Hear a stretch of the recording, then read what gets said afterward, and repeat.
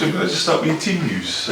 Positive news in terms of players back? Yeah, I mean, Louis Moult has been back in with the group all week in training, which is a real boost for us. The game is probably going to come too soon for Ross Graham, unfortunately, but we would expect Ross to be back in at the early part of next week in the build-up to the St Mirren game.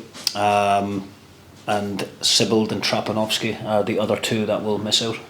Just in terms of Louis, so he's available for this weekend. How big a boost is it to have him back? Because you look at last season, 20 goals. It does pose the question, if you had him available, in its entirety this season, what's been a fantastic start to the season for you, with those goals, could have been even better. Yeah, I mean, Louis is a natural goal scorer. He's done that all of his career. He's had a difficult period prior to coming to Dundee United where injuries had got the better of him, and that with that became a lack of game time. But he was really unfortunate with the injury he picked up against Kilmarnock at Rugby Park, where he just scored a couple of goals back to back, and then obviously suffered the injury, which has kept him out now for the last few weeks. But I'm delighted to say that he's over that. He's trained really well this week, and he gives us another great option in the forward areas. And just in terms of Trapanovsky, when are you hoping to have him back? Well, Christian had a hamstring injury a couple of months ago. We had hoped he was over that, obviously bringing him back into the fold, but unfortunately away at Easter Road he just had a reoccurrence of that injury, so we're probably looking at Christian another maybe 10 days to 14 days and having him back in training, and hopefully have him available soon, because he's been a really important player for us. He's an exciting one for the fans, a really good attacking option for us, very positive and direct in the forward areas, and we're not blessed with great numbers as it is anyway, so to have had to deal with the amount of injuries that we have had to deal with in the recent weeks, I think is credit to the group that we've been able to come through it with the amount of points that we have. You go down to Ibrox, you win the game, you go level on points with Rangers.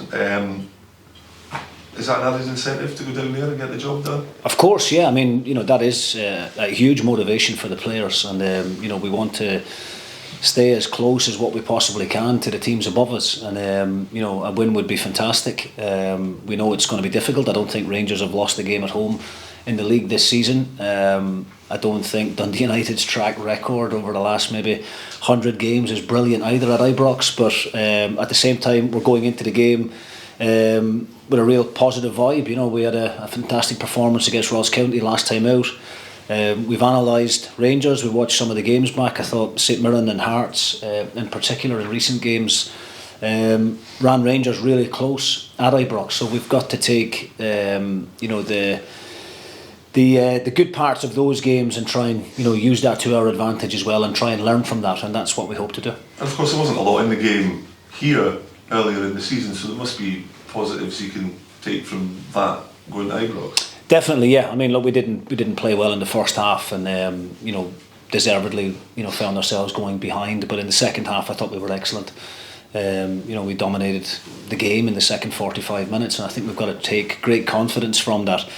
A number of the players in the group have never played at Ibrox before, so I think it's a great venue. We know how good the Rangers fans can be in terms of creating a good atmosphere, but on the flip side of that, if we can go there and get the game plan right and try and create some nervous tension about the place, we know that the Rangers fans can very quickly get on the backs of the Rangers players, and I think that's what a lot of managers would be saying to their players prior to going into these games, is try and use that to our advantage. So that's what we intend to try and do.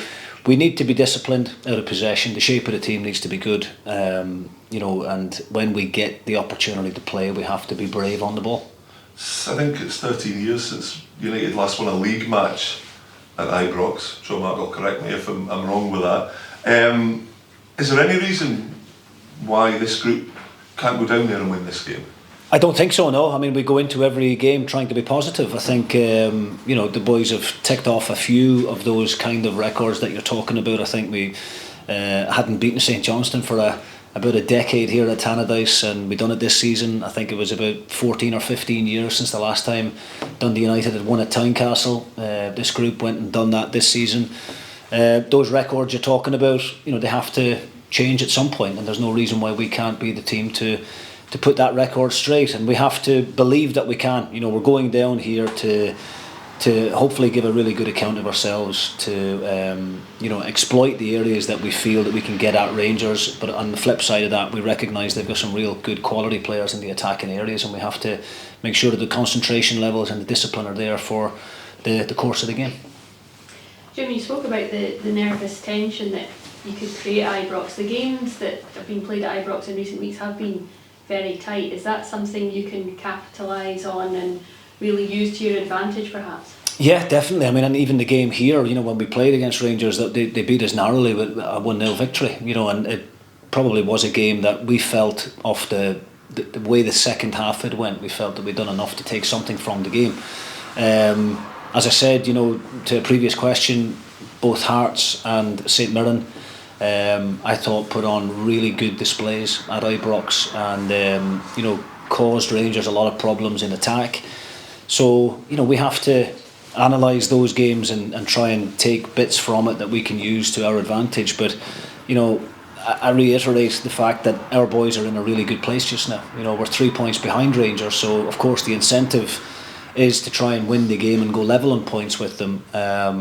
It's going to be difficult, of course it is, but you know, we go into every game believing that we can win, and this Saturday is no different.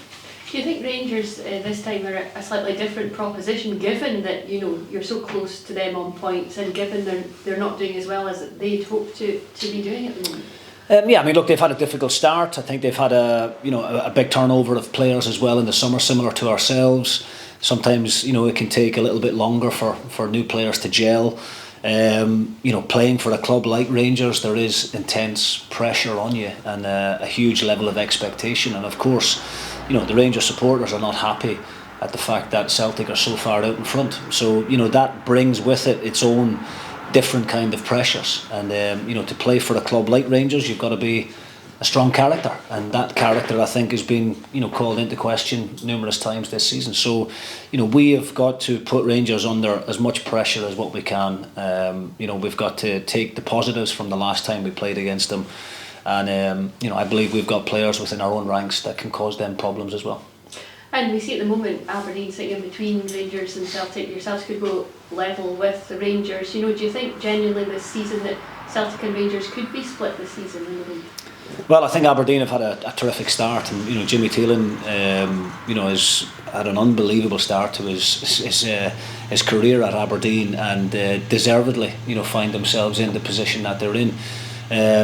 I think Celtic, you know, are just in a league of their own at the moment. I think that's fair to say. I think anybody has watched the league campaign up to now would agree. I think it's going to be very, very hard for any team to catch them, but Aberdeen are at the moment splitting Celtic and Rangers, and I think if they were able to hold on to that position and finish second in the table this season, I think that would be a hell of an achievement.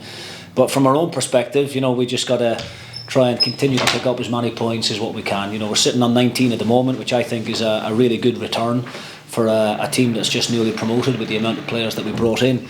And I've got points at stake on Saturday, and we need to try and go to Ibrox and come back with a positive result.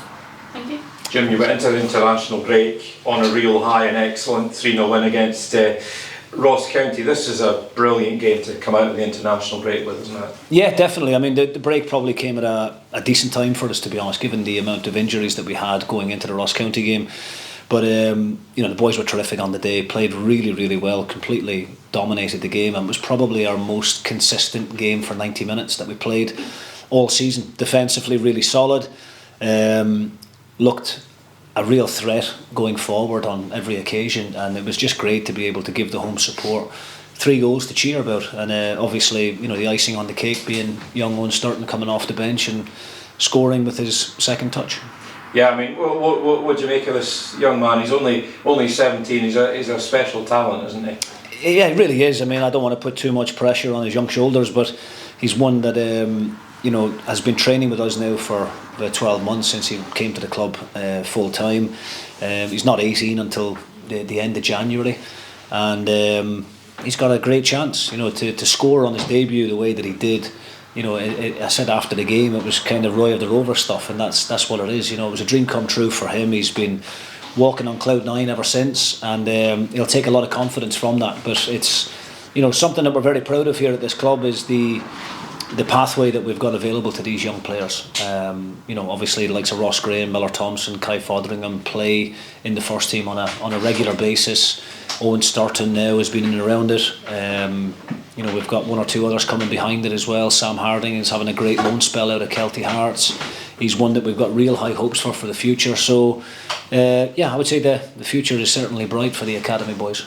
And just on Saturday, Jim, you won't have the weight of expectation on your shoulders, apart from the weight of expectation you put on your own shoulders.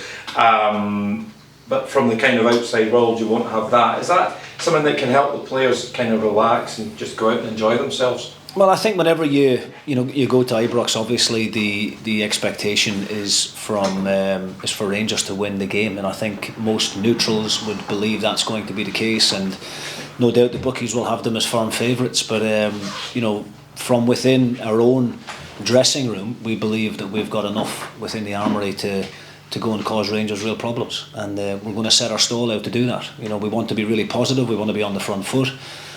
We know we have to be disciplined. We know there's going to be periods in the game where Rangers are going to have a lot of possession, and we're going to maybe have to sit into a low block and defend the box bravely. But we showed out here for about 45 minutes against them last time that we can hurt them, and we have to be ruthless in both boxes. I think you hear managers talk about that a lot. We've got to put our body on the line in front of our own goal. We expect Jack Walton to have saves that he's going to have to make, and then when we get the opportunities at the other end, we have to make sure that we're clinical.